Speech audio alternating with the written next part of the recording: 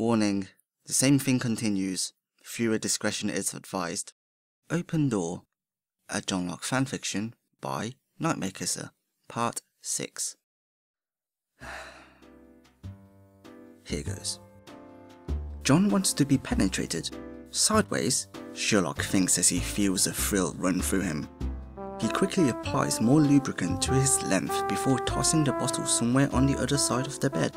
He leans over John, hands braces on either side of the shorter man, and presses a kiss to his shoulder as he lines himself up. John grips him and guides him, and Sherlock has to keep his stomach from shaking as he feels a quick rub over the head of his prick as John places his member right where it urgently wants to be. It's a slow slide into John, but he slots in perfectly once fully sheathed. He groans out a long breath and drops his head to rest on John's right shoulder as it gives time for both of them to adjust, John to being filled, Sherlock to being engulfed in such cramped heat.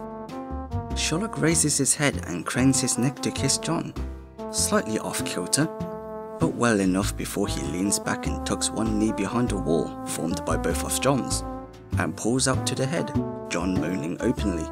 As the detective glides back in, easier this time, and retreats once more, he sets a pace and follows it to the letter, careful not to go too quickly and damage something, but work fast enough for it to feel as remarkable as it should. Although, John seems to be having none of that. "Damn it, Sherlock, I'm a soldier, you can go a little bit faster, you know," he says between gritted teeth. "As good as it is, you'd hit my prostrate just right. I'd make sure you would with this position, if you pounded into me more than that." Sherlock can be as easily persuaded by words as the next human being if given that kind of incentive. He doesn't hesitate the next time he goes in. He snaps his hips and slams, and John cries out a shrill, "Yes, like that."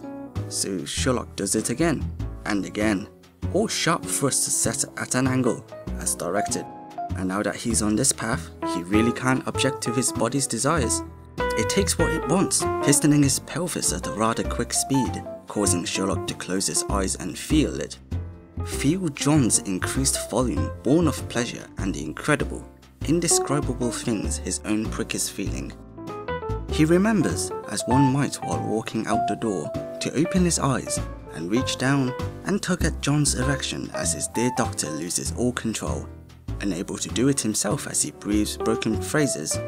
"Yes, God, fuck, oh yes, shit, Sherlock, oh, yes, yes, yes, so good, never thought, oh, Jesus," and grips the pillow beneath his hand with his left, his right slung over the side of the mattress and gripping underneath it with all four fingers, his thumb pressing onto the side. Sherlock feels his orgasm building, as well as John's. If the tightening of his buttocks are any indication, which they are, he slows his speed a bit, milking the sensation, and feels John come in his hand and onto his own stomach. Then, with a handful of jerky pounds, Sherlock slips out of John and comes on the sheets, teetering forward until he collapses, back to back, on his side before John. Panting, it takes them a long moment to scoot shakily into better positions and face one another. John lazily kisses down Sherlock's neck, one hand tweaking one of Sherlock's nipples as he nuzzles into Sherlock's skin contentedly. Not going to lie or exaggerate, but that was the best sex of my life.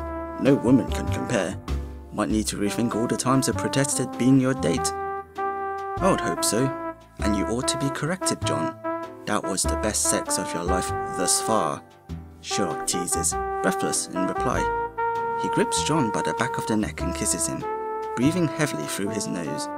As he releases him, he runs his hand down John's side and rubs his thumb on John's hip bone. Once the post-coital bliss wears off, who is going to nab the shower first? "I am," John says. "I have a shift at the hospital in an hour and a half." That still leaves time for me to shower, and afterward, drop to my knees and suck you before you go to work, like a traditional couple. Sherlock ponders aloud, his tone oddly serious. John laughs and snickers into Sherlock's chest as he attempts to regain composure.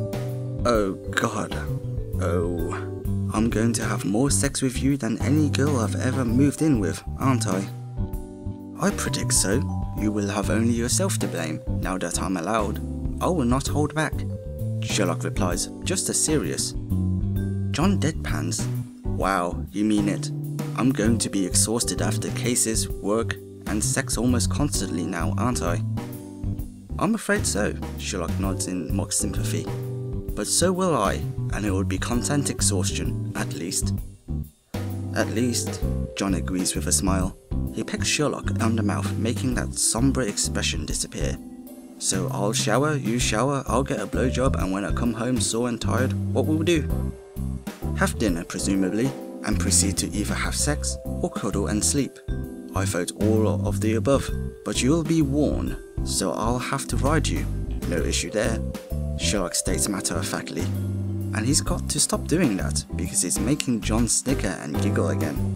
Although this is precisely why he's continuing to do it. Sounds like a plan, I say. John attempts to sound just as nonchalant, but failing as he bursts into giggles again. Oh, I burn a little, and my wrist feels like I might have strained it a bit from gripping the mattress. But I feel like I could take on the world right now. Good, it'll keep you going throughout the day, Sherlock concedes. And now he smiles. He kisses John again, taking his time and savouring it. When he pulls away, he murmurs, I love you, John Watson. John looks startled. He touches Sherlock's face. Hey, I was going to say it first, or be the only one to say it.